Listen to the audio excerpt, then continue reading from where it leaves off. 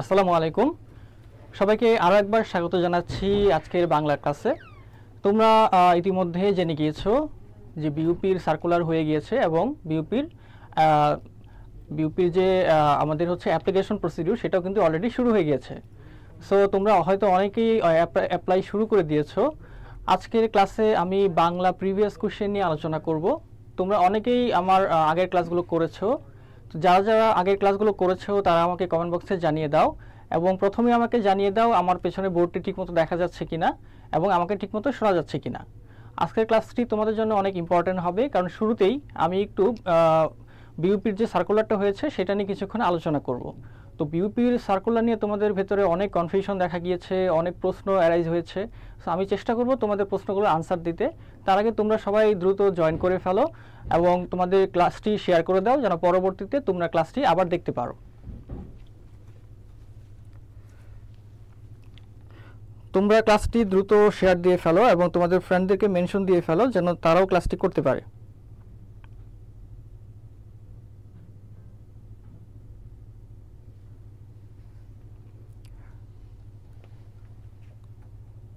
আজকের ক্লাসটি একটু দীর্ঘ হবে কারণ আমি বিউপির যে সার্কুলারটা হয়েছে সেটা নিয়ে আমি কিছুক্ষণ আলোচনা করব। সো তোমরা খুব দ্রুত জয়েন করো এবং আমি দ্রুত ক্লাসটি শুরু করে দেব।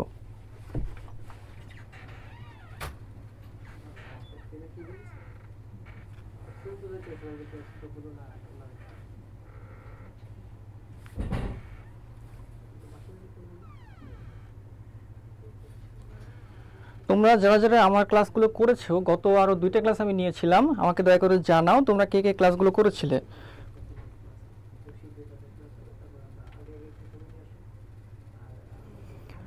আমার কথা শোনা যাচ্ছে কিনা এবং বোর্ডটি দেখা যাচ্ছে কিনা দয়া করে একটু জানাবে।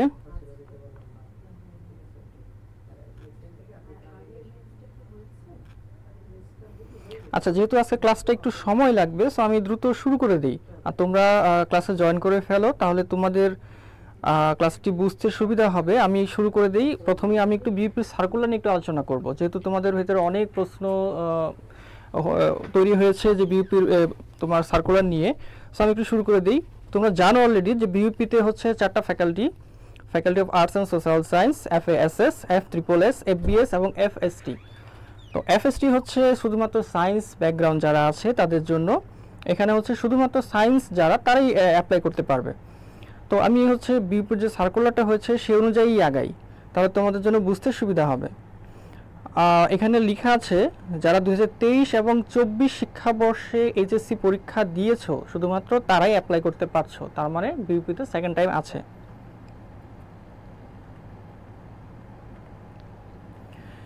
A candidate can apply for admission to any number of faculties for which he or she is eligible. তার মানে তোমরা যে ফ্যাকাল্টিতে তোমরা এলিজিবল সেখানে তোমরা পরীক্ষা দিতে পারছো।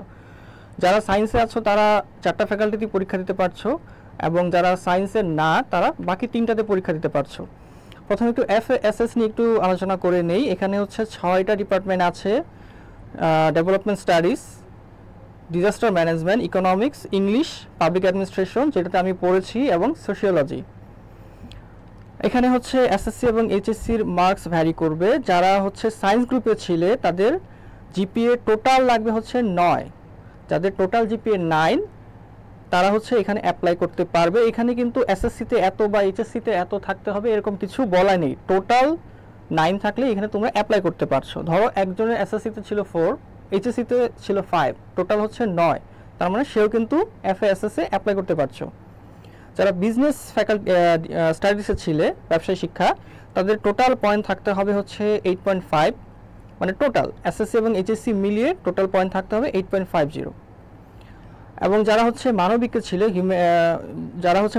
ছিলে তারা টোটাল পয়েন্ট থাকতে হবে 8।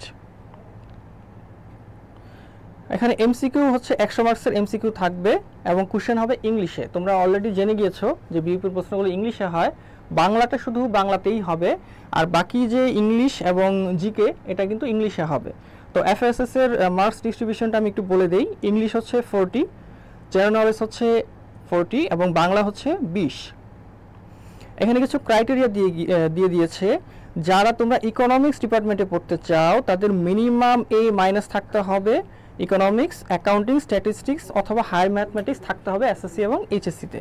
না, এখানে বলেছে আইদার এসএসসি অর এইচএসসি, মানে যে কোনো একটাতে তোমার এই 4টা সাবজেক্ট থাকতেই হবে যদি তুমি ইকোনমিক্স পড়তে চাও, এবং মিনিমাম A মাইনাস থাকতে হবে।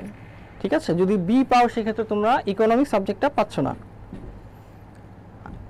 যারা হচ্ছে ডিজাস্টার ম্যানেজমেন্ট পড়তে চাও তাদের এইচএসসি অর এসএসসি, না এইচএসসিতে তোমার হায়ার ম্যাথমেটিক্স অথবা স্ট্যাটিস্টিক্স থাকতেই হবে এবং মিনিমাম A মাইনাস থাকতে হবে। যারা হচ্ছে ইংলিশে পড়তে চাও তাদের এইচএসসি অর এসএসসি যে কোনো একটাতে ইংলিশে মিনিমাম A মাইনাস থাকতে হবে। এইসব ক্রাইটেরিয়া যারা ফুলফিল করতে পারছো তারা অ্যাপ্লাই করতে পারবে এবং পরবর্তীতে এই সাবজেক্টগুলো তোমরা পেয়ে যাবে। তোমরা দ্রুত কমেন্ট করে জানাও, কারো যদি কোনো এই বিষয়ে কোনো প্রশ্ন থেকে থাকে তাহলে আমাকে জানাও, আমি এখনই তোমাদেরকে উত্তর দেওয়ার চেষ্টা করব, কারণ যেহেতু সময় কম সো আমি চেষ্টা করব খুব দ্রুতই তোমাদের উত্তরগুলো দিয়ে দিতে। এরপরে আসি হচ্ছে FBS, faculty of business studies. এখানে আছে হচ্ছে accounting and information system, finance and banking, BBA general, BBA management and BBA marketing, এই কয়েকটা সাবজেক্ট এখানে আছে। এখানে হচ্ছে সায়েন্স গ্রুপদের জন্য তোমার পয়েন্ট থাকতে হবে 9, এসএসসি এবং এইচএসসি দুটাতে মিনিমাম 4.25 থাকতে হবে। ধরো তোমার একটাতে 4 আরটাতে 5, টোটাল হলো 9, কিন্তু তুমি অ্যাপ্লাই করতে পারবে না কারণ তোমাকে মিনিমাম 4.25 থাকতে হবে। এটা ছিল সায়েন্সদের জন্য। এরপর আসি বিজনেস স্টাডিজ, এদের হচ্ছে টোটাল থাকতে হবে 8.50 এবং এসএসসি অর অ্যান্ড এইচএসসি, ঠিক আছে, এটাতে মিনিমাম 4 থাকতে হবে। আর যারা হিউম্যানিটিস মানবিক গ্রুপে ছিল তাদের হচ্ছে 8.50 থাকতে হবে এবং এসএসসি এবং এইচএসসিতে আলাদা আলাদাভাবে মিনিমাম 4 থাকতে হচ্ছে। এখানে হচ্ছে মার্কস ডিস্ট্রিবিউশনটা বলে দেই, টোটাল 75 মার্কসের পরীক্ষা হবে এবং ম্যাথ, ইংলিশ, জেনারেল নলেজ, ম্যাথে থাকবে হচ্ছে 40, ইংলিশে হচ্ছে 25, জিকেতে থাকছে হচ্ছে 10। এই হচ্ছে টোটাল 75 মার্কসের পরীক্ষা হবে। এরপরে চলে যাই হচ্ছে FSSS, এখানে হচ্ছে সাবজেক্ট আছে 4টা, IR, law, mass communication and journalism, এবং নতুন একটা ডিপার্টমেন্ট চালু হয়েছে গত কয়েক বছর ধরে, সেটা হচ্ছে piece, conflicts and human rights studies. এখানে হচ্ছে কিছু ক্রাইটেরিয়া দিয়ে দিয়েছে, তোমাকে সায়েন্স থেকে তোমার মিনিমাম 9 থাকতে হবে, এসএসসি এবং এইচএসসিতে মিনিমাম 4.25 করে থাকতে হবে। যারা হচ্ছে বিজনেস স্টাডিজে ছিল তাদের 8.50 থাকতে হবে, 8.50, এবং এসএসসি এইচএসসি দুটাতে মিনিমাম 4 পয়েন্ট করে থাকতে হবে। এবং যারা হচ্ছে মানবিকে ছিল তাদের হচ্ছে 8.25 থাকতে হবে টোটাল, এবং এসএসসি এইচএসসিতে মিনিমাম 4 পয়েন্ট করে থাকতে হবে। ঠিক আছে, এখানে হচ্ছে মার্কস ডিস্ট্রিবিউশনটা হচ্ছে FASS এর মতোই, ইংলিশে 40, জিকেতে 40 এবং বাংলা 20। বাংলা ছাড়া জিকে এবং ইংলিশ দুটোই ইংলিশে প্রশ্ন হবে। এরপর আসি হচ্ছে FST, faculty of science and technology.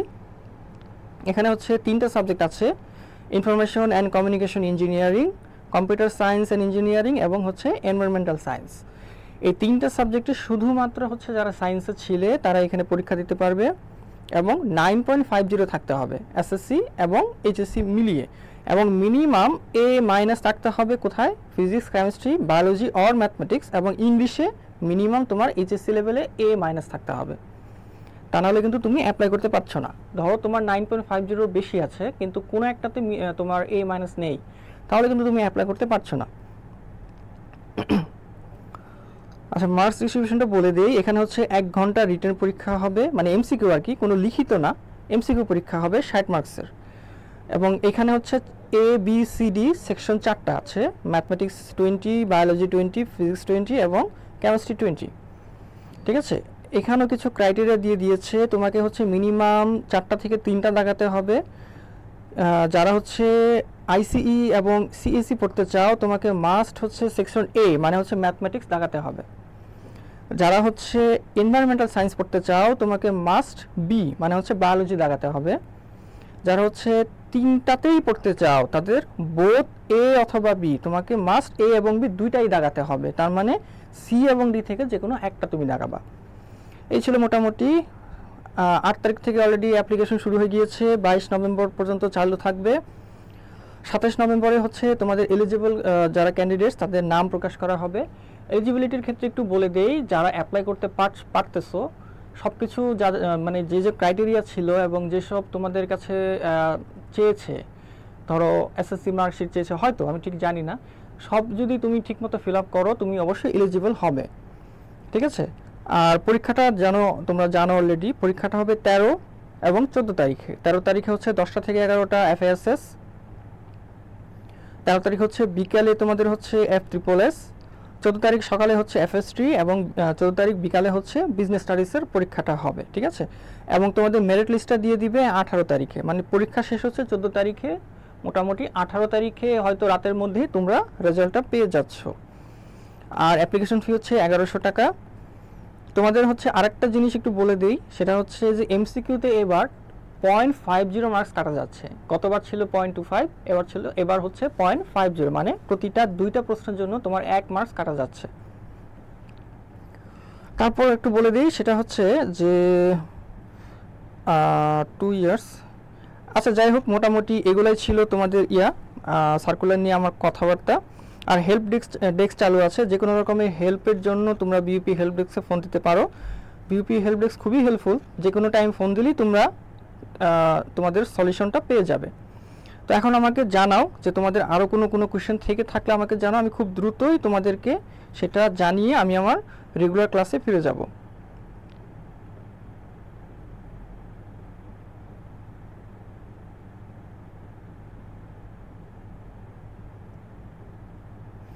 তোমরা ক্লাসটি দ্রুত শেয়ার করে দাও, যাতে পরবর্তীতে তোমরা ক্লাসটি আবার দেখতে পারো, এবং ফ্রেন্ডদেরকে মেনশন করে দাও।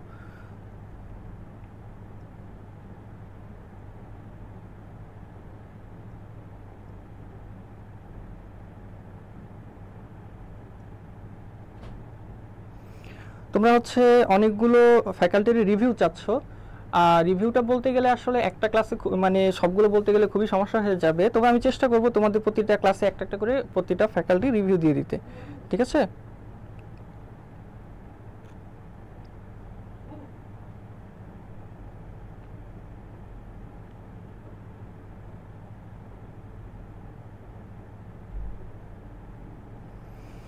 আচ্ছা ঠিক আছে, আমরা ক্লাস শুরু করি। যেহেতু আজকে ক্লাসটা একটু লেন্দি হবে, সো তোমরা আমাকে কমেন্ট করতে থাকো, আমি এর মাঝে হচ্ছে তোমাদের চেষ্টা করব কমেন্টগুলোর রিপ্লাই দিয়ে দিতে।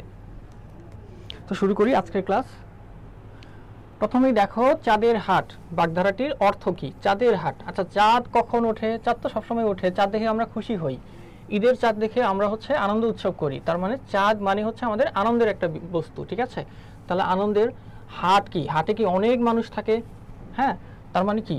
প্রচুর, প্রাচুর্য, তার মানে চাঁদের হাট বাগধারাটির অর্থ হচ্ছে আনন্দের প্রাচুর্য, ঠিক আছে। তোমরা দ্রুত আমাকে কমেন্ট করে জানাবে, হ্যাঁ আমি চেষ্টা করব আজকে সবগুলো কমেন্টের রিপ্লাই দিতে, এবং তোমাদের বিউপি কেন্দ্রিক যত রকমের কোনো কোশ্চেন থেকে থাকে আমাকে জানাও। পরের প্রশ্ন, চর্যাপদের আদি কবির নাম কি? বাংলা সাহিত্যের আদি নিদর্শন বা বাংলা সাহিত্যের প্রথম যুগের নিদর্শন হচ্ছে চর্যাপদ। এটা 1907 সালে নেপালের রাজদরবারের যে লাইব্রেরি ছিল, রয়্যাল লাইব্রেরি, ওখান থেকে আবিষ্কৃত হয়, এবং এটা আবিষ্কার করা হচ্ছে হরপ্রসাদ শাস্ত্রী। তোমাদের জন্য প্রথম কোশ্চেন হচ্ছে, হরপ্রসাদ শাস্ত্রীর আরেক নাম কি, বা তোমাদের ডাক নাম কি? তো হরপ্রসাদ শাস্ত্রীর আরেক নাম কি, তোমরা আমাকে কমেন্ট করে জানাও, এটা কিন্তু পরীক্ষায় আসে, ঠিক আছে। তো 1907 সালে এটা প্রথম আবিষ্কৃত হয়, এবং 1916 সালে এটা প্রথম প্রকাশিত হয়, ঠিক আছে।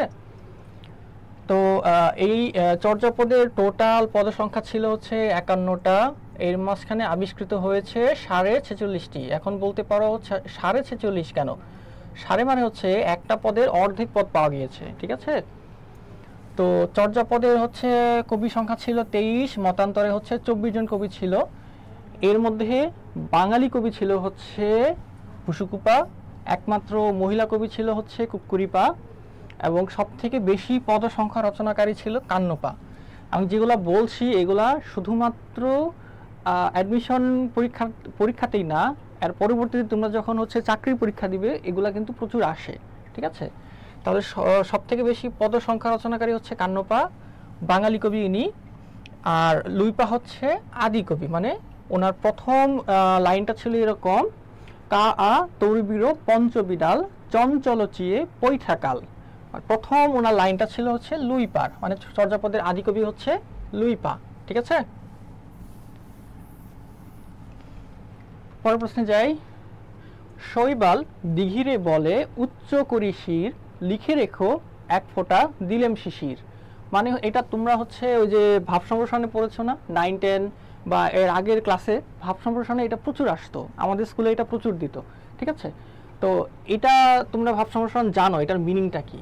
শৈবাল কি দিঘিরে বলে, শৈবালের উপরে যখন হচ্ছে শিশির পড়ে, খুবই অল্প পরিমাণে শিশির পড়ে, আর দিঘি তো প্রচুর জল থাকে, তো যখন শৈবালের উপরে শিশিরটা পড়ে এবং শিশিরটা যখন বাড়তে বাড়তে দিঘির গায়ে ফোঁটায় ফোঁটায় পড়ে, তখন শৈবাল দিঘিকে বলে যে তোমাকে এক ফোঁটা শিশির দিলাম বা এক ফোঁটা পানি দান করলাম, এটা মনে রেখো।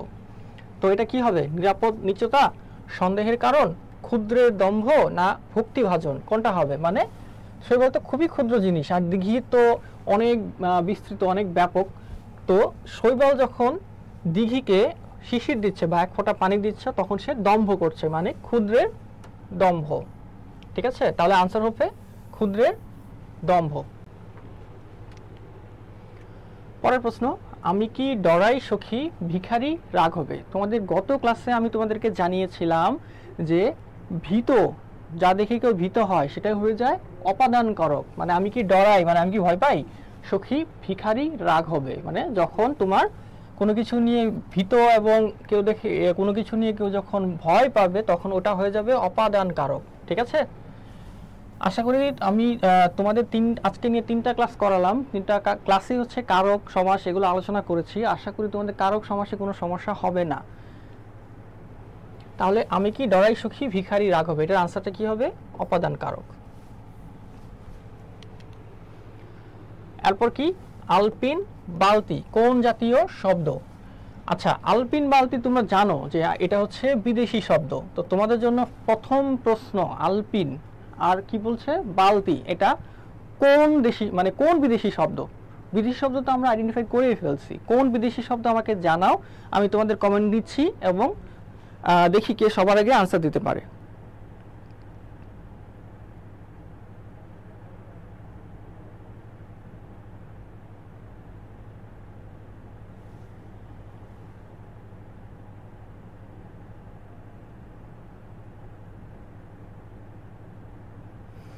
হ্যাঁ, অনেকে তোমরা আনসার দিয়েছো। আব্দুল হাই তুমি আনসার দিয়েছো বিদেশি শব্দ। হ্যাঁ ঠিক আছে, এখন তোমার প্রশ্ন হচ্ছে কোন বিদেশি শব্দ।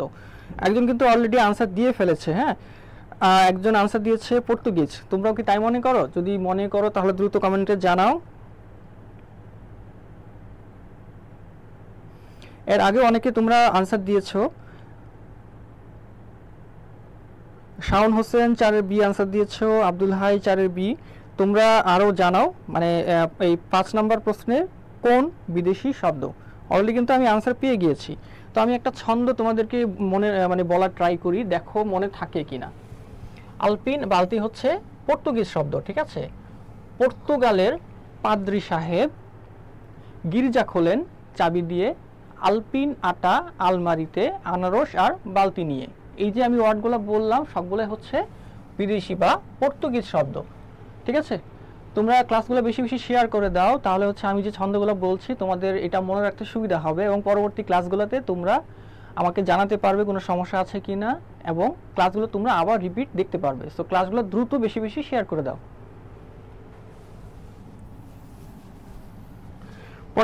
পরের টপিকে চলে যাই। বিশ্বকবি রবীন্দ্রনাথ ঠাকুরের বনফুল কাব্যগ্রন্থ কত বছর বয়সে প্রকাশিত হয়। তোমরা হয়তো খেয়াল করেছো যে এর আগেও আমার 2টা ক্লাসে কিন্তু বিশ্বকবি কাজী নজরুল, জীবনানন্দ দাশ সবাইকে নিয়ে প্রশ্ন থাকছে, আর আমি কিন্তু গত বছরের প্রশ্নগুলোই কিন্তু আমি তোমাদেরকে দিচ্ছি। সো তোমরা ধরে নাও এই বছরে কিন্তু রবীন্দ্রনাথ ঠাকুর, কাজী নজরুল ইসলাম এই টাইপের যারা হচ্ছে বিখ্যাত যারা আছেন তাদের থেকে প্রশ্ন অবশ্যই আসবে।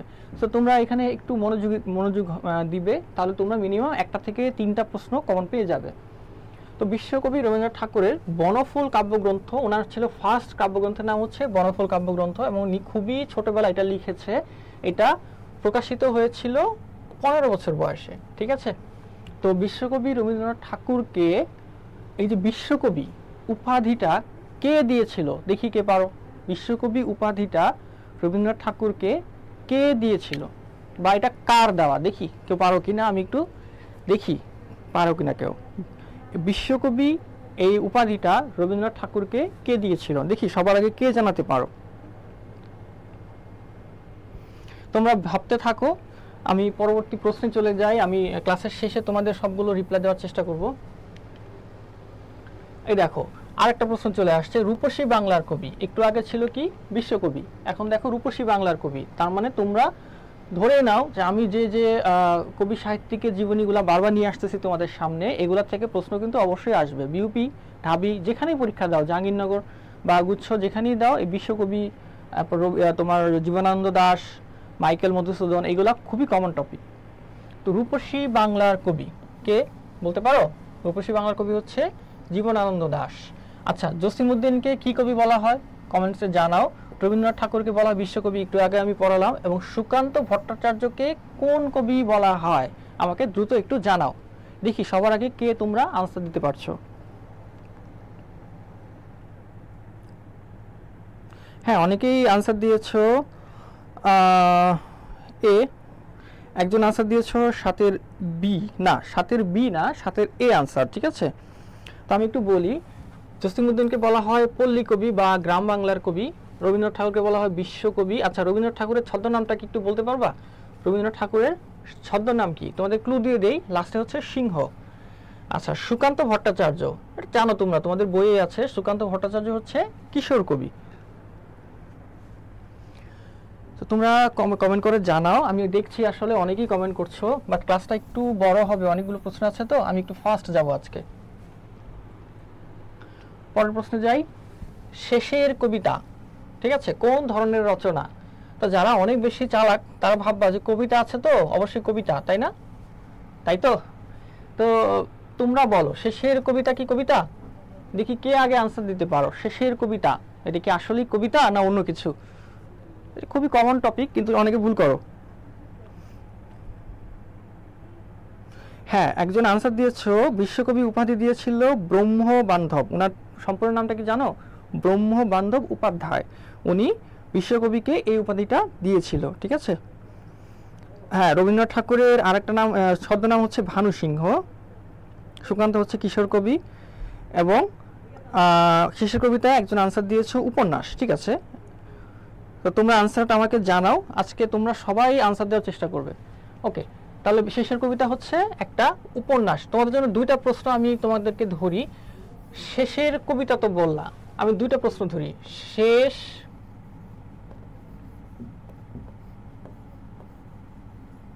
প্রশ্ন, শেষ প্রশ্ন এটা কার লেখা? দ্রুত আমাকে জানাও। আরেকটা হচ্ছে শেষ লেখা। আমার লেখা খুবই পচা, এই জন্য আমি আসলে বোর্ড ইউজ করি না। হ্যাঁ, তো শেষ প্রশ্ন এটা কার লেখা এবং শেষ লেখা এটা কার লেখা? দেখি কে কে আমাকে আনসার দিতে পারো। দেখো, আমি যে প্রশ্নগুলা তোমাদেরকে প্রতিদিন পড়াচ্ছি এটাই যে আসবে হুবহু কিন্তু সেটা না। ধরো বলে দিল শেষের কবিতা কার লেখা, গত বছর ধরলাম, গত বছর এটা আসছে শেষের কবিতা কার লেখা, এই বছর কিন্তু আসবে শেষ লেখা কার লেখা। সো শেষ মানেই যে এটাই আসবে শুধু তা কিন্তু না। ঠিক আছে, শেষ প্রশ্ন কার লেখা এবং শেষ লেখা কার লেখা। দেখি কে আনসার দিতে পেরেছো, আমি একটু দেখি কে আনসার দিতে পেরেছো। এখন পর্যন্ত কেউই আনসার দিতে পারো নাই। শেষ প্রশ্ন কেউ কি পারবা? না পারলে দ্রুত গুগল করো, শেষ প্রশ্ন এবং শেষ লেখা কার লেখা। খুবই বিখ্যাত দুইজনের লেখা। একজন আনসার দিয়েছো শেষ লেখা রবু ঠাকুর। রবু ঠাকুরকে আমি আসলে চিনি না, রবু ঠাকুরকে একটু জানাও।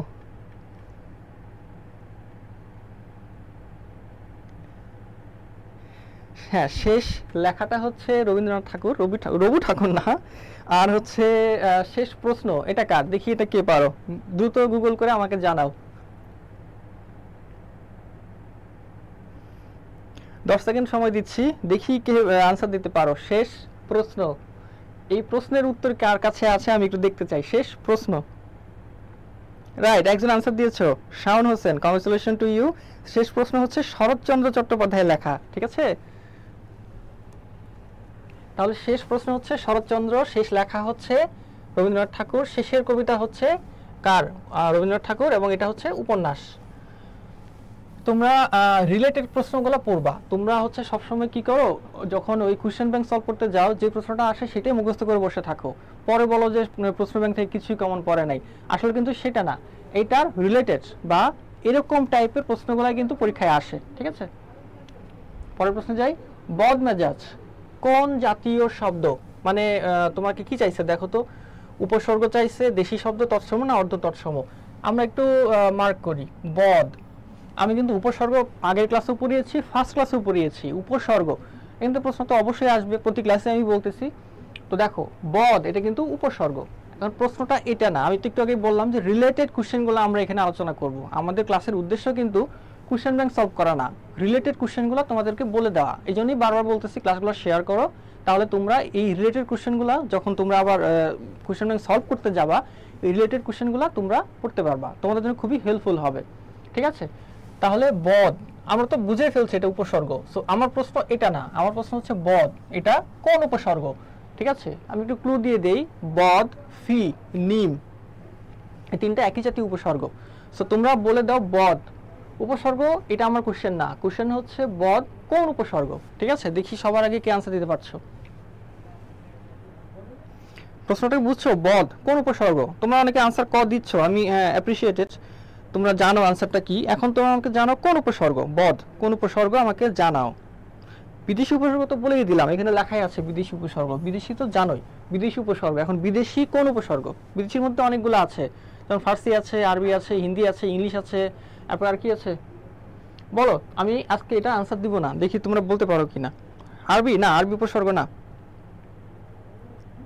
আরবি উপসর্গ তো গত ক্লাসে বলে দিলাম, বাজে, খাস, আমলা, খয়ের গড়, এই ছয়টা হচ্ছে আরবি উপসর্গ। তাহলে বদ কোন উপসর্গ তোমরা দ্রুত আমাকে জানাও, দেখি পারো কিনা।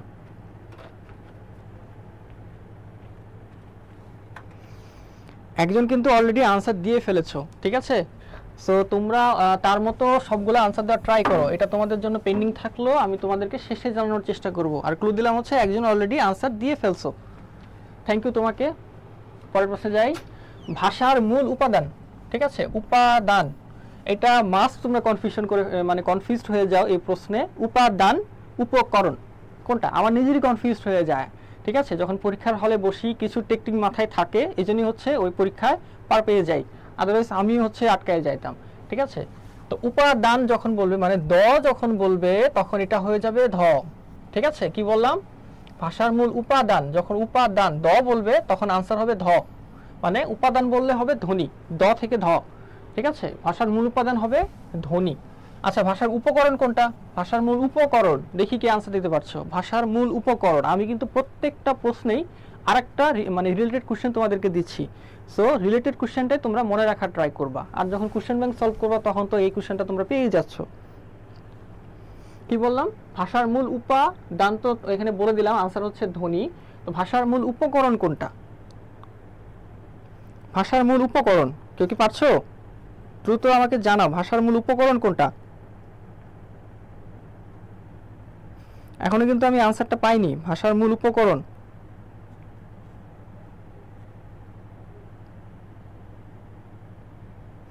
হ্যাঁ একজন আনসার দিয়েছো। ভাষার মূল উপকরণ হচ্ছে বাক্য, রাইট। ভাষার মূল উপকরণ হচ্ছে বাক্য। আচ্ছা, আরেকটা কোশ্চেন করি। উপকরণ তো বাক্য বললাম, এখন বাক্যের মূল উপকরণ কি বলো? আমি কিন্তু প্রচুর তোমাদেরকে রিলেটেড কোশ্চেন দিচ্ছি এবং এটাই আমার উদ্দেশ্য। ঠিক আছে, বাক্যের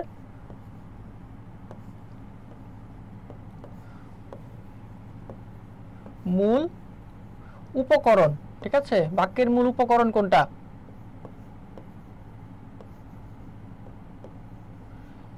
দেখি কি আনসার দিতে পারছো। বাক্যের মূল উপকরণ, আমার কোশ্চেনটা কি? উপাদান তো ধ্বনি, উপকরণ বাক্য, এখন বাক্যের মূল উপকরণ কোনটা বলো? বাক্যের মূল উপকরণ কোনটা? কেউ কি পারছো? হ্যাঁ, ভাষার মূল উপকরণ বাক্য, আমি আনসার দিয়েছি। বাক্যের মূল উপকরণটা কি? একজন অর্ধেক পেরেছো, বাকি দেখি বাকিরা পারো কিনা। বাক্যের মূল উপকরণ, আব্দুল হাই তোমাকে থ্যাংক ইউ। আরেকজনও দিয়েছো আনসার শব্দ, রাইট। বাক্যের মূল উপকরণ হচ্ছে শব্দ। ঠিক আছে, এগুলা কিন্তু মনে রাখার ট্রাই করো, এগুলা কিন্তু আসবে পরীক্ষায়। ঠিক আছে, শুধুমাত্র বিউপি না, অন্যান্য ভার্সিটিতেও এটা আসবে। তোমরা যারা আজকে আনসার দিচ্ছ তোমাদেরকে প্রত্যেককেই থ্যাংক ইউ, এবং তোমরা ট্রাই করবে শুধু আমার ক্লাসে না, যে কোনো ক্লাসে তোমরা পার্টিসিপেট করার ট্রাই করবে। ভুল হোক শুদ্ধ হোক সমস্যা তো নাই, আমরা ট্রাই করব তোমাদের আনসারগুলো শুদ্ধ হলে তো বলবোই, ভুল হলে সেটা ব্যাখ্যা সহ তোমাদেরকে বলে দেওয়ার চেষ্টা করব। সো তোমাদের এখানে পার্টিসিপেশনটাই মেইন। ওকে, পরের ক্লাসে পরের কোশ্চেনে যাই। কোন সালে কবি কাজী নজরুল ইসলামকে বাংলাদেশের নাগরিকত্ব দেওয়া হয়? ঠিক আছে, আচ্ছা প্রশ্ন আমি আনসার বলে দিই। নাগরিকত্ব দেওয়া হয় ৭৬ সালে। এখন রিলেটেড কোশ্চেন দেই, কত সালে কবি কাজী নজরুল ইসলামকে বাংলাদেশে নিয়ে আসা হয়? কত সালে কবি কাজী নজরুল ইসলামকে বাংলাদেশে নিয়ে আসা হয় কলকাতা থেকে? সপরিবারে তাকে কলকাতা থেকে বাংলাদেশে নিয়ে আসা হয় কত সালে? হ্যাঁ, অনেকে আনসার দিয়ে ফেলেছে 1972 সালে। Very good. তা আমার তোমাদের প্রিপারেশন আসলে অনেক ভালো, যা বুঝতেছি। অনেকে তোমরা আনসার দিয়েছো 1972 সালে। আচ্ছা, আরেকটা কোশ্চেন করি, কোন সালে কবি কাজী নজরুল ইসলামকে 21শে পদক দেওয়া হয়? এটা কি পারবা? ইন্টারেস্টিংলি আজকে একটা পরীক্ষা ছিল এবং আমি এখানে এই আনসারটা ভুল দিয়ে এসেছি। ঠিক আছে, সো দেখি কত সালে কবি কাজী নজরুল ইসলামকে 21শে পদকে পুরস্কৃত করা হয়, এটা কে কে পারো দেখি।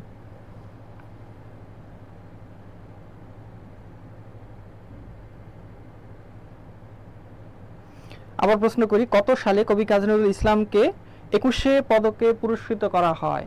গুগল করো, দ্রুত গুগল করে এখানে আনসারটা জানাও। তোমরা আনসার করতে থাকো, আমি কিন্তু দেখছি তোমাদের কমেন্টটা দেখছি, অনেকেই এখানে রাইট আনসারটা দিচ্ছ। আসলে তোমাদের প্রিপারেশন হয়তো অনেক ভালো, এই জন্যই পারছো, অ্যাপ্রিসিয়েটেড। এবং তোমাদের আর মাত্র 1 মাস সময় আছে বিউপির জন্য। আজকে কত তারিখ? আজকে 9, তার মানে 13 তারিখে পরীক্ষা, ওই তো 1 মাস। সো প্রিপারেশনটা আরও স্ট্রংলি নাও। এবার কিন্তু ফার্স্ট বিউপিতে পরীক্ষা হচ্ছে এবং সেকেন্ড টাইমার আছে, যেহেতু জানোই প্রচুর ক্যান্ডিডেট থাকবে এখানে। সো হোপলেস হওয়ার কিছু নাই। এই 43 না, কতদিন, 33 ধরলাম, 30 দিন আছে। আর এই 30 দিন এনাফ বিউপিতে চান্স পাওয়ার জন্য। এই 30 দিন কিন্তু যথেষ্ট। পরের প্রশ্নে যাই, বাক্যতত্ত্বের অপর নাম কি? বাক্যতত্ত্বের অপর নাম কি? আমাদের তত্ত্ব কয়টা? 4টা না? কি কি বলতো? ধ্বনিতত্ত্ব, শব্দতত্ত্ব, তারপর কি বাক্যতত্ত্ব এবং অর্থতত্ত্ব। তো বাক্যতত্ত্বের অপর নাম কি? পদক্রম। আমি আনসারগুলো বলে দিব আর রিলেটেড কোশ্চেনগুলো তোমাদের জন্য রাখতেছি।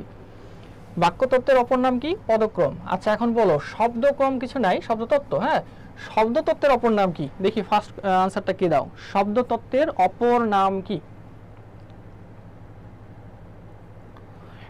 এই যে 21শে পদক কাজী নজরুল ইসলাম কত সালে পেয়েছে? একজন কিন্তু আনসার দিয়েছো 1976 সালে। Very good. তো প্রশ্নটা কি ছিল এখন? বাক্যতত্ত্বের অপর নাম কি? আমরা জেনে গেলাম পদক্রম। এখন কোশ্চেনটা হচ্ছে শব্দতত্ত্বের অপর নাম কি? হ্যাঁ আব্দুল হাই, থ্যাংক ইউ, তোমার মানে পার্টিসিপেশনটা খুবই অ্যাপ্রিসিয়েটেড। রূপতত্ত্ব। ইসরাত জাহান উর্মি, তোমাকেও থ্যাংক ইউ, রূপতত্ত্ব। তার মানে অনেকে তোমরা পারছো। আর একজন কমেন্ট করেছো রূপতত্ত্ব, তোমাদেরকে অসংখ্য ধন্যবাদ। তোমরা মোটামুটি সবগুলোই আজকে পারছো এবং আনসার দিতে পারতেছো তোমরা। আবারও বলি, এটা কিন্তু আমাদের ফ্যাক্ট না, আমি যেগুলো রিলেট কোশ্চেন করছি সেটাই কিন্তু ফ্যাক্ট। সো ওগুলা তোমরা তোমাদের টাইমলাইনে রেখে দাও শেয়ার করে, এবং পরবর্তীতে তোমরা ক্লাসগুলো আবার করতে পারবা। পরের প্রশ্ন যাই, শরীর, শরীল এটি কোন ধরনের ধ্বনি পরিবর্তনের উদাহরণ? দেখো, শরীর, শরীল, দেখো দুইটা র ছিল, পরে হয়ে গেল র ল, মানে কি দুইটা সমবর্ণের একটির পরিবর্তনকে বলা হয় বিষমী ভবন। ঠিক আছে, দুইটা সমবর্ণের, যখন দুইটা সমবর্ণ থাকবে মানে দুইটা একই রকম বর্ণ থাকবে, যখন পরেরটা পরিবর্তন হয়ে যাবে তখন ওইটাকে বলা হয় বিষমী ভবন। তাহলে সমীভবনের একটা এক্সাম্পল দ্রুত লিখো তো দেখি কে পারো। সমীভবন এবং ব্যঞ্জনচ্যুতি, এই দুইটার এক্সাম্পল আমাকে একটু কমেন্ট বক্সে জানাও, দেখি কে কে পারতেছো এবং সবার আগে কে বলতে পারতেছো। কি প্রশ্ন ছিল? সমীভবন এবং ব্যঞ্জনচ্যুতি। আচ্ছা একটাই আগে আনসার দাও, সমীভবনের একটা এক্সাম্পল দাও, দেখি কে পারছো সমীভবনের এক্সাম্পল।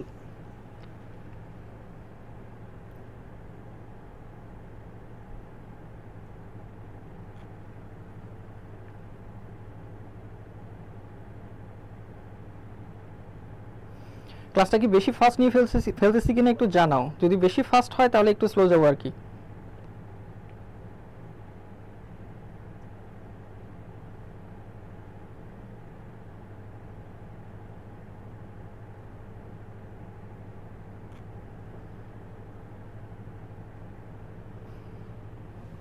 হ্যাঁ অনেকেই আনসার দিচ্ছ, থ্যাংক ইউ, তোমাদেরকে অসংখ্য ধন্যবাদ। পরের প্রশ্নে চলে যাই। সংস্কৃতি শব্দের সঠিক সন্ধি বিচ্ছেদ কোনটি? সংস্কৃতি এটা হচ্ছে বিশেষ নিয়মে সাধিত সন্ধি। হ্যাঁ, তো প্রশ্ন আমি অবশ্যই তোমাদের রিলেটেড একটা কোশ্চেন দিব।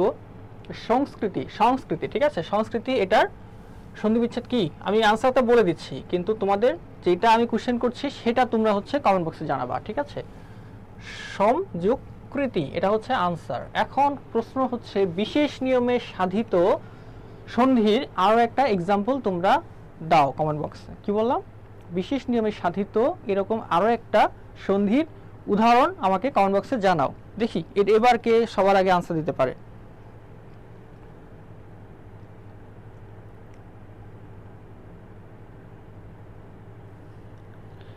ব্যঞ্জন চ্যুতির এক্সাম্পল একজন দিয়েছো, বড় দিদি বড়দি, থ্যাংক ইউ তোমাকে।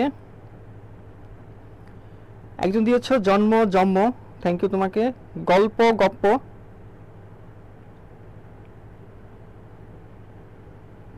ওকে, অনেকে আনসার দিচ্ছ। তো আমি কি বললাম? সংস্কৃতি শব্দের সঠিক সন্ধি বিচ্ছেদ কোনটি? সমযোগকৃতি। তো এরকম আরেকটা সন্ধি বিচ্ছেদের উদাহরণ হচ্ছে সংস্কার, সমযোগকার, ঠিক আছে? তো এই বিশেষ নিয়মে সাধিত, নিপাতনে সিদ্ধ, মানে যেগুলো একটু এক্সেপশনাল সেগুলো পরীক্ষায় আসবে, একদম বলে দিলাম, ঠিক আছে? নিপাতনে সিদ্ধ, বিশেষ নিয়মে সাধিত এগুলাই পরীক্ষায় আসবে। তো তোমরা ওগুলাতে বেশি ফোকাস দাও। পরের প্রশ্নে যাই। জলধি কি ধরনের শব্দ? ঠিক আছে, শব্দ কিন্তু 3 প্রকারের হয়, গঠন, অর্থ এবং উৎস, ঠিক আছে? তো এটারও একটা মোটামুটি ক্লাস নিলে অনেক সময় লেগে যাবে, সো অত ডিটেলসে তো যাওয়া সম্ভব না। সো আমি একটু ট্রাই করি একটু সবগুলা মানে খুব ছোট ছোট আনসার দেওয়ার। তো যেহেতু এই যে যোগ, রূঢ়ি, যৌগিক এগুলো আছে, তো ওইটা নিয়ে আলোচনা করি। অর্থ অনুযায়ী শব্দ হচ্ছে 3 প্রকার, ঠিক আছে? অর্থ অনুযায়ী শব্দ হচ্ছে 3 প্রকার। যৌগিক শব্দ, যে সকল শব্দের উৎপত্তিগত অর্থ এবং ব্যবহারিক অর্থ সেম, তাকে বলে যৌগিক শব্দ। দ্রুত কমেন্ট বক্সে জানাও যৌগিক শব্দের এক্সাম্পলগুলো কি কি, ঠিক আছে? তোমরা তো 9-10 বইটা, বাংলা ব্যাকরণ বইটা ফলো করো, সবাই করে, ওখানে অনেক এক্সাম্পল আছে, আশা করি ওখান থেকেই আসবে, ঠিক আছে? রূঢ়ি শব্দ, যে সকল শব্দের উৎপত্তিগত অর্থ এবং ব্যবহারিকগত অর্থ দুইটা আলাদা, মানে উৎপত্তিগত অর্থ এক, ব্যবহারিক অর্থ আরেক। যেমন সন্দেশ, এটার উৎপত্তিগত অর্থ হচ্ছে সংবাদপত্র, কিন্তু সন্দেশ মানে আমরা কি বুঝি? মানে একটা মিষ্টি জাতীয় কিছু বুঝি, তাই তো? যোগরূঢ় শব্দ, যোগরূঢ় শব্দ চেনার উপায় হচ্ছে সমাসবদ্ধ থাকবে, ঠিক আছে? তাহলে তো জেনেই গেছো। জল ধারণ করে যে, তাকে বলে জলধি, মানে যে জল ধারণ করে। তো বালতিও জল ধারণ করে, নদীও জল ধারণ করে, পুকুরও জল ধারণ করে, তাহলে কি সবই জলধি? না। মানে সমাসবদ্ধ যে সকল শব্দের একটা নির্দিষ্ট মিনিং থাকবে এবং সেই মিনিংগুলা সে মানে প্রকাশ না করে সম্পূর্ণ অন্য আরেকটা সিঙ্গেল কিছুকে সে মিন করবে, মানে অনেক কিছু প্রকাশ পায় কিন্তু সে বুঝাবে একটা শব্দকেই। যেমন জলধি মানে কিন্তু আমরা সমুদ্র বুঝি, সাগর বুঝি, ঠিক আছে? সাগর। তো জলধি মানে কিন্তু আমার উৎপত্তিগত অর্থটা আসতেছে বা সমাসবদ্ধ অর্থটা হচ্ছে জল ধারণ করে, যেটা বালতি, পুকুর, নদী, খাল, বিল সবই তো জল ধারণ করে, কিন্তু অ্যাকচুয়ালি জলধি মানে আমরা বুঝতেছি সমুদ্র। তার মানে সমাসবদ্ধ হতে হবে এবং নির্দিষ্ট একটা কিছুকেই মিন করবে। তো তোমাদের প্রশ্নটা হচ্ছে যোগরূঢ় শব্দের আরও একটা এক্সাম্পল দাও। আমি কিছু শব্দ বলি, তোমরা বলো দেখি। রাজপুত বা রাজপুত্র এটা কোন শব্দ? তারপরে বলো পঙ্কজ, এই দুইটা কোন শব্দ? দেখি পারো কিনা। পঙ্কজ এবং রাজপুত্র এটা কোন শব্দ? অলরেডি কিন্তু একজন বলে ফেলছো, ঠিক আছে? পঙ্কজ, জলদ, বলদ কি হচ্ছে যোগরূঢ় শব্দ? আমার জানা নাই। জলধি এগুলো হচ্ছে যোগরূঢ় শব্দ। তাহলে হচ্ছে তোমরা রূঢ়ি বলো, রূঢ়ি শব্দের আরো কিছু এক্সাম্পল দাও। আমি তো বলে দিলাম যে সন্দেশ রূঢ়ি শব্দ।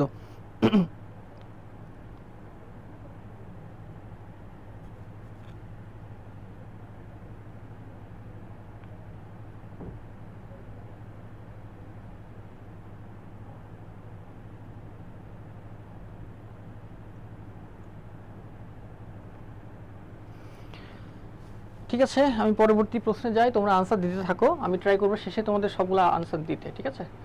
এরপর প্রশ্ন কি? ইন্দ্রকে জয় করেছে যে। ইন্দ্র আমার এক স্টুডেন্টকে আমি জিজ্ঞেস করেছিলাম ইন্দ্রিয়কে জয় করেছে যে, সে মানে রস্যইটা মানে এটা দেখে নাই, সে ইন্দ্র ভেবেছে এবং আনসার ভুল দিয়েছে। তোমরাও এটা করবা। তো ইন্দ্র যখন থাকবে তখন ওটা হয়ে যাবে ইন্দ্রজিৎ। যখন ইন্দ্রিয় থাকবে তখন কি হবে একটু বলো তো? ইন্দ্রিয়কে জয় করেছে যে, ইন্দ্রিয়কে জয় করেছে যে, এক কথায় কি বলে দেখি, সবার আগে কি আনসার দিতে পারো? আব্দুল হাই নামে একজন আছে, সে সবসময় কমেন্ট করে, এখন দেখি অনেকক্ষণ ধরে সে নাই। ও আচ্ছা, সে চলে আসছে। আচ্ছা আব্দুল হাই এবং সাথে আরো যারা দেখছো সবাইকে প্রশ্ন করছি, ইন্দ্রিয়কে জয় করেছে যে তাকে কি বলে?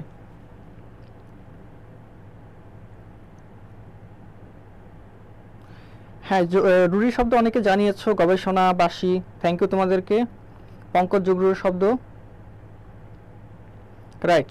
জিতেন্দ্রিয়, ইন্দ্রিয়কে জয় করেছে যে বললে সেটা হবে জিতেন্দ্রিয়, এবং ইন্দ্রকে জয় করেছে বললে সেটা হবে ইন্দ্রজিৎ। ঠিক আছে, তোমরা এই জিনিসগুলো একটু দেখবা, যেখানেই কনফিউশন সেটাই তোমার পরীক্ষায় আসবে, মানে যেটা একটু ওলটপালট সেটাই কিন্তু পরীক্ষায় আসবে। ঠিক আছে, মানে সোজা প্রশ্ন পরীক্ষায় খুব কমই আসে। পরের প্রশ্নে যাই। অমিত্রাক্ষর ছন্দের প্রবর্তক বলা হয় কাকে? অমিত্রাক্ষর, অমিত্রাক্ষর ছন্দ নিয়ে একটু বলি। অমিত্রাক্ষর ছন্দের বিশেষ মানে বৈশিষ্ট্যটা হচ্ছে কোনো অন্ত মিল নাই, মানে অন্ত মানে হচ্ছে শেষ, শেষে কোনো মিল নাই, এবং 8 এবং 6 মাত্রার ছন্দে থাকবে। ঠিক আছে, এরকম আরো অনেক ছন্দ আছে, ওগুলো আরো অন্য ক্লাসে বলার চেষ্টা করব। আচ্ছা, অমিত্রাক্ষর ছন্দে 8 এবং 6 মাত্রার ছন্দ থাকবে। এটা হচ্ছে আধুনিকে অক্ষরবৃত্ত ছন্দেরই একটা রূপায়ণ। তো বাংলা সাহিত্যে অমিত্রাক্ষর ছন্দের প্রবর্তক হচ্ছে মাইকেল মধুসূদন দত্ত। ঠিক আছে, বাংলা সাহিত্যের অমিত্রাক্ষর ছন্দের প্রবর্তক কে? মাইকেল মধুসূদন দত্ত। পরের প্রশ্নে যাই। কেবল তোমার জন্যই আমার এ দুর্ভোগ, কেবল তোমার জন্যই আমার এ দুর্ভোগ, বাক্যে কেবল কি? আচ্ছা, আমি একটা জিনিস বলি, এটা আনসার অনুসর্গ। এখন আমি একটু ব্যাখ্যা দিই। অনুসর্গ বোঝার ওইটা কি, যখন শুরুতে থাকবে এটা যখন ঢেকে দিবা তখন কিন্তু তোমার জন্য আমার এই দুর্ভোগ বাক্যটা সম্পূর্ণ হয়। তো অনুসর্গের কাজটা হচ্ছে বাক্যটাকে আরো গম্ভীর করা। ঠিক আছে, বাক্যটাকে আরো এস্টাবলিশড করা। তো দেখো, কেবল বাদ দিলে কিন্তু বাক্যটা একদম পুরোপুরি পারফেক্ট। তোমার জন্য আমার এই দুর্ভোগ, কেবল যখন দিলাম ওটা হয়ে যাবে অনুসর্গ। তো অনুসর্গটা শুরুতেও থাকতে পারে, মাঝেও থাকতে পারে। ঠিক আছে, তো শুরু এবং মাঝে থাকতে পারে, এবং সেটা হচ্ছে অব্যয়সূচক শব্দাংশ, মানে একটা শব্দ যেটা নির্দিষ্ট কোনো মানে একক কোনো মিনিং নাই, বাক্যের সাথে বা মাঝে বসে এটা ফুল একটা মিনিং ক্রিয়েট করবে। তাহলে আনসারটা কি হচ্ছে? উপসর্গ। পরের প্রশ্নে যাই। হি কল্ড মি নেমস, দেখি এটার আনসারটা কে পারো? আমি এটা আনসারটা এখনই দিব না, 20 সেকেন্ড সময় নিচ্ছি, দেখি সবার আগে কে আনসার দিতে পারো। তবে এটা বলে দিচ্ছি যে সে আমাকে নাম ধরে ডাকলো, এটা হবে না। নেমস মানে দেখি যে নাম ধরে ডাকলো, সেটা কিন্তু না। তো এখন দেখি সবার আগে কে বলতে পারছো, আমি একটু দেখবো। এটা কিন্তু খুবই মজার একটা প্রশ্ন। হি কল্ড মি নেমস, সে আমাকে নাম ধরে ডাকলো, এটা না, আমি আগে বলে দিয়েছি। এখন বলো, হি কল্ড মি নেমস, এটার আনসারটা কি হবে? দেখি সবার আগে কে দিতে পারছো।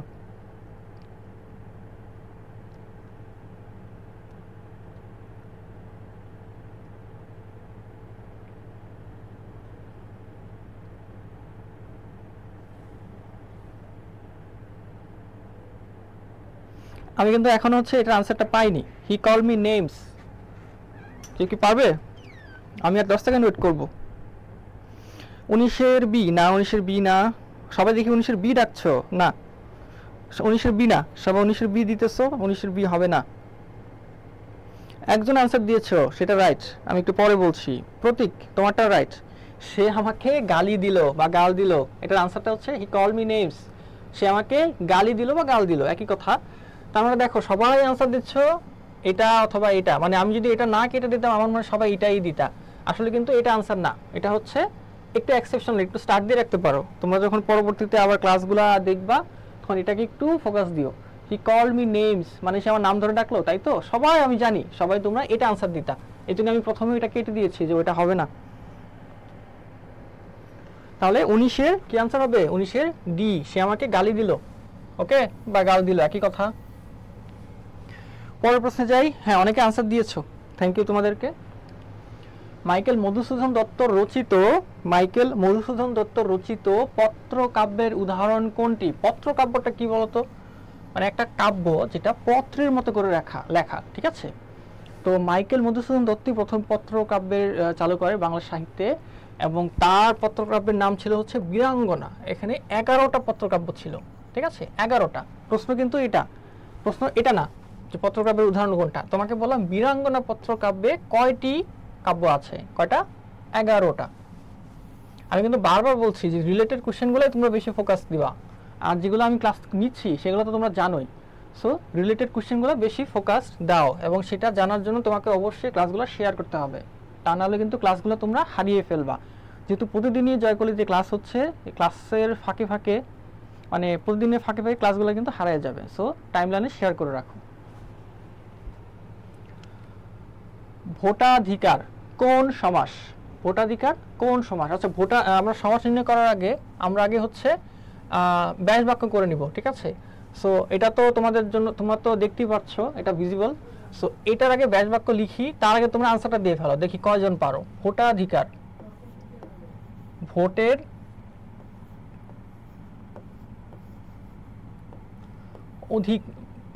অধিকার। আচ্ছা, লিখতে লিখতে আমার একটা প্রশ্ন মাথায় আসলো, তোমরা তো জিকে পড়ো, তো জিকে একটা কোশ্চেন করি, যদি আমার একটা সাবজেক্ট না, তো বিউপি জিকে যে ক্লাস নেয় সে অবশ্যই এটা শুনলে আমাকে মারবে, তবু তোমাদের কোশ্চেন করি। ভোটের অধিকার, মেয়েরা ভোটের অধিকার প্রথম পায় কোন দেশে?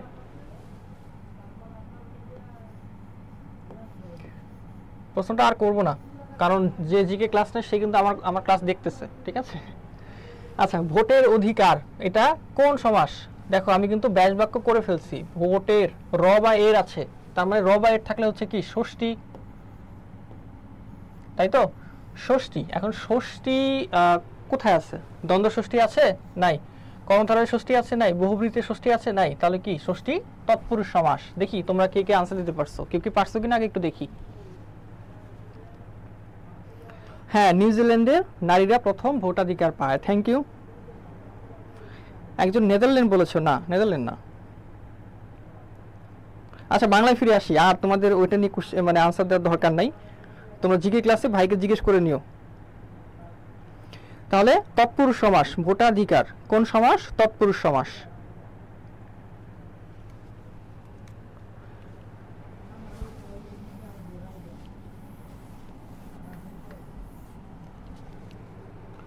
পরের প্রশ্নে যাই। জটিল কিংবা যৌগিক বাক্যের ক্ষেত্রে ব্যবহৃত হয়, মানে জটিল কিংবা যৌগিক বাক্য গত ক্লাসে কিন্তু আমি পড়িয়েছি। তো গত ক্লাসে যৌগিক এবং জটিল বাক্য তোমরা কি বুঝেছিলে? আমাকে একটু দয়া করে জানাও। 10 সেকেন্ড সময় দিচ্ছি, যদি না বুঝো আমি দ্রুত আবার একটু রিক্যাপ করার ট্রাই করব, আর যদি বুঝে থাকো তাহলে আমি এই কোশ্চেনটায় আনসার দিচ্ছি। 10 সেকেন্ড সময়, কারণ খুব বেশি সময় দেওয়া যাচ্ছে না আসলে। তোমরা বাক্যের ক্লাসটা বুঝেছিলে কিনা? লাস্ট ক্লাসে আমি জটিল, যৌগিক এবং সরল বাক্য নিয়ে একটু আলোচনা করেছিলাম। কোনো কনফিউশন থাকলে আমাকে জিজ্ঞেস করো এখনই।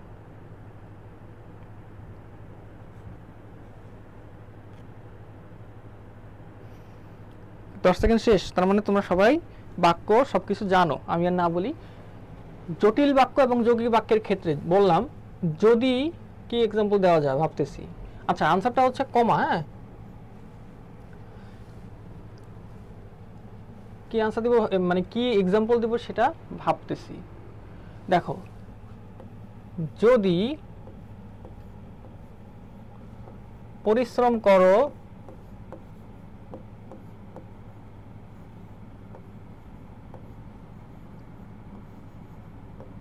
কমা তবে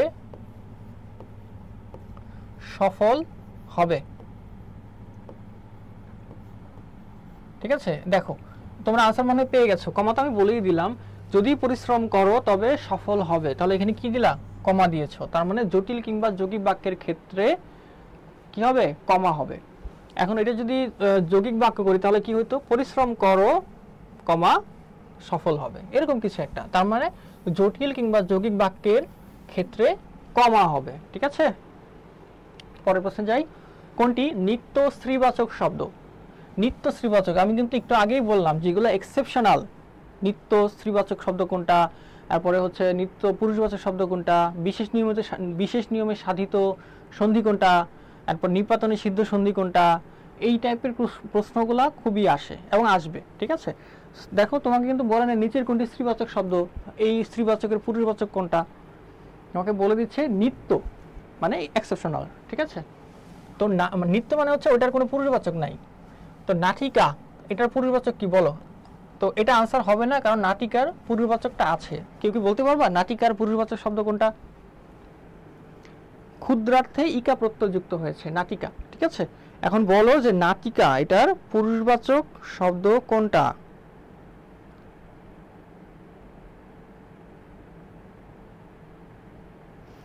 যেগুলো প্রশ্নগুলো তোমরা স্ক্রিনে দেখতে পাচ্ছ সেগুলো তো আনসার দিবেই, তোমরা বেশি ট্রাই করবে যেগুলো আমি রিলেটেড কোশ্চেন দিচ্ছি সেগুলোর আনসার দেওয়ার, ঠিক আছে। ওগুলাই তোমাদের জন্য বেশি ইম্পর্টেন্ট এবং আমার ক্লাস নেওয়ার উদ্দেশ্য হচ্ছে এটাই।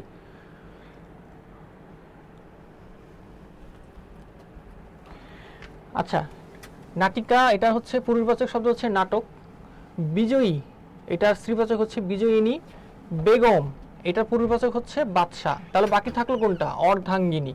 তাহলে নিত্য স্ত্রীবাচক শব্দ কোনটা? আনসার আমার অর্ধাঙ্গিনী। এটার কি কোনো পুরুষবাচক আছে? থাকলে জানাও, ছেলেরাই জানাও আছে কিনা, মেয়েরা তো জানো।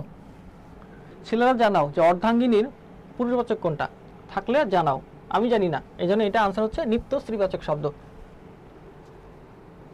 পরের প্রশ্নে যাই। সম্মার্জনা এটা তোমরা মাস্ট ভুল করবে, আমি জানি। সম্মার্জনা শব্দের অর্থ কি বলো? কি কি? সম্মান করা, সম্মাননা, মেজে ঘষে পরিষ্কার করা, না সম্মান প্রদর্শন করা? দেখি কে কে ভুল করো।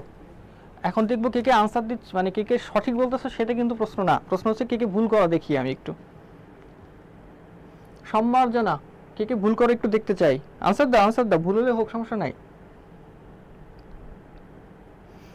একজন অলরেডি আনসার দিয়ে ফেলছে, শাওন হোসেন, থ্যাংক ইউ তোমাকে। বাহ, তার মানে সবাই জানো 24C মেজে ঘষে পরিষ্কার করা। তার মানে আমার ধারণা ভুল, তোমরা সবাই জানো সম্মার্জনা মানে হচ্ছে মেজে ঘষে পরিষ্কার করা। তোমাদের জায়গায় আমি থাকলে আমি মাস্ট হচ্ছে সম্মান করা দিয়ে আসতাম, ঠিক আছে, বা সম্মান প্রদর্শন করা কিছু একটা দিয়ে আসতাম। ঠিক আছে, পরের প্রশ্নে যাই।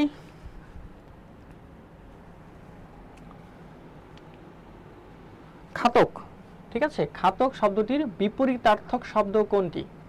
খাতক শব্দটির বিপরীতার্থক শব্দ কোনটি? অবিচল, মহাজন, সাকার, না নিষ্ঠুর? তোমরা আগে জানাও অবিচল এটার বিপরীত শব্দ কোনটা, মহাজন এটা বিপরীত শব্দ, আনসার এটা খাতক। তো আনসারটা নিয়ে আমাদের কোনো টেনশন নাই, আমরা বাকিগুলো পড়বো। সাকার এটার বিপরীত শব্দ কি? নিষ্ঠুর এটার বিপরীত শব্দ কি? সময় হচ্ছে 20 সেকেন্ড। প্রথম অবিচল এটার বিপরীত শব্দ বলো, সাকার এটার বিপরীত শব্দ বলো, এবং নিষ্ঠুর এটার বিপরীত শব্দগুলা বলো।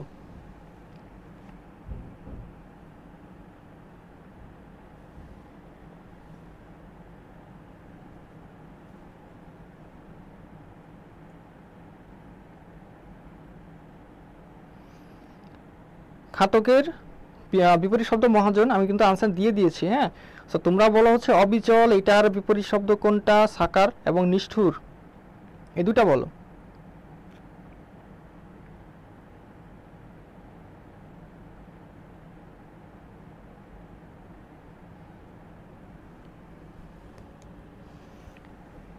অবিচল মানে কি? যে স্টপ, ঠিক আছে, তোমাদের ক্লু দেই। সাকার মানে যার হচ্ছে আকার আছে। নিষ্ঠুর মানে কি? যে নিষ্ঠুর। এটার মানে এই তিনটা তোমরা আমাকে আনসার জানাও, আমি ট্রাই করছি পরবর্তীতে বা ক্লাস শেষে তোমাদের আনসারগুলো দিতে। পরের প্রশ্নে যাই। বাংলা লিপির উৎস কি? বাংলা লিপির উৎস, তো এটা মনে হয় ফার্স্ট ক্লাসে আমি তোমাদেরকে বলেছিলাম যে বাংলা লিপির উৎসটা আসলে কোনটা। তো বাংলা লিপির উৎস কি? সংস্কৃত, তাম্র, ব্রাহ্মী, না গুহাচিত্র? দেখি কে আনসার দিতে পারো। সবার আগে কে আনসার দিচ্ছে আমি একটু দেখতে চাচ্ছি। বাংলা লিপির উৎস, এটা ফার্স্ট ক্লাসে এটা আমার ছিল, যদি ফার্স্ট ক্লাস করে থাকো তাহলে এটা আনসার তোমরা জানো। বাংলা লিপির উৎসটা কি?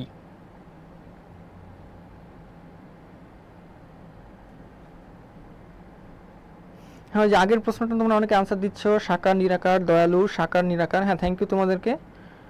তো বাংলা লিপির উৎস হচ্ছে ব্রাহ্মী। তোমরা কি আগের ক্লাসটা করেছিলে? ফার্স্ট ক্লাসে আমি এটা তোমাদেরকে জানিয়েছিলাম, বাংলা লিপির উৎস হচ্ছে ব্রাহ্মী। তো কুটিল রূপ যেটা আছে মোটামুটি ধরো তোমাদের উপমহাদেশে যতগুলো ভাষা আছে সবগুলোই ব্রাহ্মী লিপি থেকেই মানে এসেছে। তো ব্রাহ্মী লিপির কুটিল রূপ আছে একটা, সেখান থেকে বাংলা ভাষার উদ্ভব হিসেবে ধরে নেওয়া হয়। ঠিক আছে, ওকে, পরের প্রশ্নে যাই। শামসুর রহমান কোন ধরনের কবি? ঠিক আছে, শামসুর রহমান কোন ধরনের কবি? অপশন হচ্ছে নাগরিক কবি, প্রকৃতির কবি, গ্রাম বাংলার কবি, বিদ্রোহী কবি। আচ্ছা, আনসার হচ্ছে নাগরিক কবি। আমার আনসারটা ফ্যাক্ট না, বাকি তিনটা তোমরা আনসার দাও। প্রকৃতির কবি কাকে বলা হয়, গ্রাম বাংলার কবি কাকে বলা হয়, বিদ্রোহী কবি কাকে বলা হয়? এটা সবাই জানো। বিদ্রোহী কবি কাকে বলা হয় এটা তোমাদের কোশ্চেন না। প্রকৃতির কবি এবং গ্রাম বাংলার কবি বলা হয় কাকে? শামসুর রহমানকে বলা হয় নাগরিক কবি। কেন জানো? কারণ ওনার সারা জীবন কেটেছে হচ্ছে ঢাকায়। ওনার একটা কবিতা ছিল না, আবার আমি যাব আমার পাড়াতলি গ্রামে, কি জনকে ছিল ভুলে গেছি, তোমাদের মনে নাই? শামসুর রহমান নাগরিক কবি, কিন্তু প্রশ্ন হচ্ছে প্রকৃতির কবি এবং গ্রাম বাংলার কবি কে? এই দুইটা তোমরা আনসার দাও। ঠিক আছে, দুইটা প্রশ্ন, সময় হচ্ছে 20 সেকেন্ড, তোমরা দ্রুত আনসার দাও, দেখি কে পারছো। প্রকৃতির কবি এবং গ্রাম বাংলার কবি কে?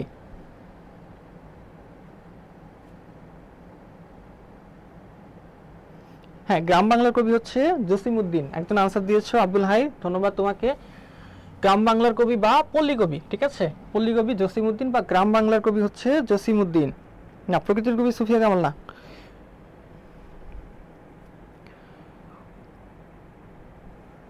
প্রকৃতির কবি, দেখি কে আনসার দিতে পারো। প্রকৃতি বা যে প্রকৃতির কবি তিনি হচ্ছে তিমির হননের কবি। ঠিক আছে, ক্লু দিয়ে দিলাম।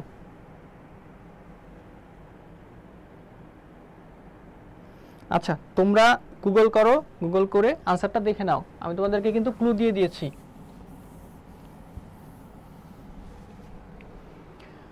পরের প্রশ্নে যাই। ব্যাকরণের কোন অংশে কারক এবং সমাস আলোচিত হয়? এটা নিয়ে কিছু কনফিউশন আছে। কি কনফিউশন? ব্যাকরণের কোন অংশে, যদি তোমরা 9-10-এর আগের বইটা ফলো করো, মানে পুরাতন যেটা, সেটাতে একরকম আনসার, যদি নতুন বইটা ফলো করো সেখানে আরেক রকম আনসার। কীরকম? যদি তুমি আগের বই ফলো করো, কারক সমাস আলোচিত হয় হচ্ছে শব্দতত্ত্বে। ঠিক আছে, কারক সমাস আলোচিত হয় শব্দতত্ত্বে যদি আগের বইটা ফলো করো।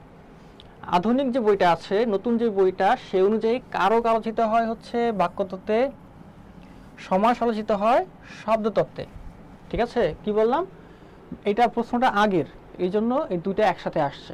ঠিক আছে, ব্যাকরণের কোন অংশে কারক ও সমাস আলোচিত হয়? তাহলে আনসারটা কি হবে? দুইটা। যদি নতুনটা, এখন যেহেতু নতুন বইটা আমরা ফলো করব, সেজন্য নতুনটাই আমরা আনসার দিব। তো কারক আলোচিত হয় বাক্যতত্ত্বে, আর শব্দ বা রূপতত্ত্বে আলোচিত হয় সমাস। ঠিক আছে, আচ্ছা একটা প্রশ্ন করি। উপসর্গ, উপসর্গ কোন তত্ত্বে আলোচিত হয়? উপসর্গ কোন তত্ত্বে আলোচিত হয়? এটা পরীক্ষা আসছিল, কোন একটা ভার্সিটি পরীক্ষা আসছিল, আমি দেখেছিলাম আজকে সকালে।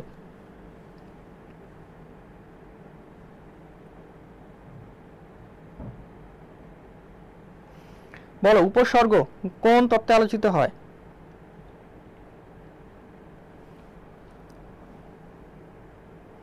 এখনো কিন্তু আমি কোনো আনসার পাইনি। যারা যারা তোমরা কমেন্ট করেছো তাদের সবার কাছে প্রশ্ন, উপসর্গ কোন তত্ত্বে আলোচিত হয়? উপসর্গ ধ্বনিতত্ত্বে না। বিইপিতে কি ইজি কোশ্চেন হবে? হ্যাঁ, বিইপিতে খুবই ইজি কোশ্চেন হবে যদি খুব ভালো মতো পড়াশোনা করো, আদারওয়াইজ খুবই কঠিন প্রশ্ন হবে। ঠিক আছে, বিইপির প্রশ্ন খুবই কঠিন হবে যদি না পড়ো। যদি প্রশ্ন সহজ মনে করো, তার মানে প্রিপারেশন অনেক ভালো।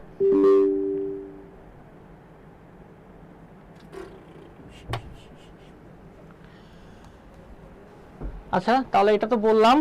পরের প্রশ্নে যাই। রামমোহন রায় রচিত ব্যাকরণ গ্রন্থের নাম কি? আচ্ছা, প্রশ্ন আমি আনসার দিয়ে দিই। গৌড়ীয় ব্যাকরণ। রামমোহন রায় রচিত ব্যাকরণ গ্রন্থের নাম হচ্ছে গৌড়ীয় ব্যাকরণ। প্রশ্নটা হচ্ছে রামমোহন রায় কত সালে গৌড়ীয় ব্যাকরণ রচনা করে? গৌড়ীয় ব্যাকরণ কত সালে রচনা করে? ঠিক আছে, প্রশ্নটা তোমরা দ্রুত আনসার দিয়ে দাও, কারণ ক্লাস আর খুব বেশিক্ষণ আমরা নিব না, আর সর্বোচ্চ 5 মিনিট আমরা সময় নিব। আচ্ছা, তো তোমার প্রশ্নটা হচ্ছে কি, গৌড়ীয় ব্যাকরণ কত সালে রামমোহন রায় রচনা করে এবং এটা প্রকাশিত হয় কত সালে? দুটো প্রশ্ন। তো গৌড়ীয় ব্যাকরণ মানে বাঙালি হিসেবে রামমোহন রায় প্রথম বাংলা ব্যাকরণ রচনা করে বাঙালি হিসেবে, ঠিক আছে। তো এটা কত সালে, আমি আনসার বলে দিই যেহেতু আর সময় বেশিক্ষণ নিব না। এটা 1926 সালে উনি রচনা করে, সরি 1826, 1926 না, 1826 সালে উনি প্রথম এটা রচনা করে এবং 1833 সালে এটা পুস্তক মানে গ্রন্থ আকারে এটা প্রকাশিত হয়। আমি যে রিলেটেড কোশ্চেনগুলো বলতেছি এগুলা কিন্তু বেশি ফোকাস করবা, ঠিক আছে, কারণ এগুলো তোমরা তো বইয়ে পাবাই, আমি যেগুলো বলতেছি সেগুলো কিন্তু বইয়ে খুব একটা পাবা না। লাস্ট প্রশ্ন, ভেতরে আসতে পারি এটা কোন কালের উদাহরণ? ভেতরে আসতে পারি এটা কোন কালের উদাহরণ? যদি মানে জটিল করে ভাবো তাহলে খুবই জটিল আনসার, যদি সিম্পলি ভাবো তাহলে খুবই সিম্পল আনসার, মানে সাধারণ বর্তমান। যদি অনেক কমপ্লেক্স ভাবো তাহলে ঘটমান বর্তমান হবে, বর্তমান অনুজ্ঞা, ঘটমান বর্তমান দুইবার দিয়েছে, একটা ঘটমান ভবিষ্যৎ হতো।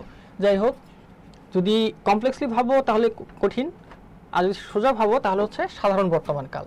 তো কাল নিয়ে তোমাদের একটা ক্লাস আমি নেওয়ার চেষ্টা করব। তাহলে আনসারটা বলে দেই, ভেতরে আসতে পারি সেটা হচ্ছে সাধারণ বর্তমান কাল, ঠিক আছে। তো এই ছিল আজকের আমার ক্লাস। আরও কিছু প্রশ্ন ছিল, এটা সময় স্বল্পতার কারণে আজকে বলতে পারছি না। তোমাদের সাথে আমার নেক্সট ক্লাসে দেখা হবে এবং তোমাদের কি কি সমস্যা সেটা আমাকে ক্লাসে জানাও। আজকে তোমরা এই পর্যন্তই ভালো থাকো, পড়াশোনা ভালো মতো করো, যে কোনো সমস্যা আমাদেরকে জানাও। ধন্যবাদ সবাইকে, আসসালামু আলাইকুম।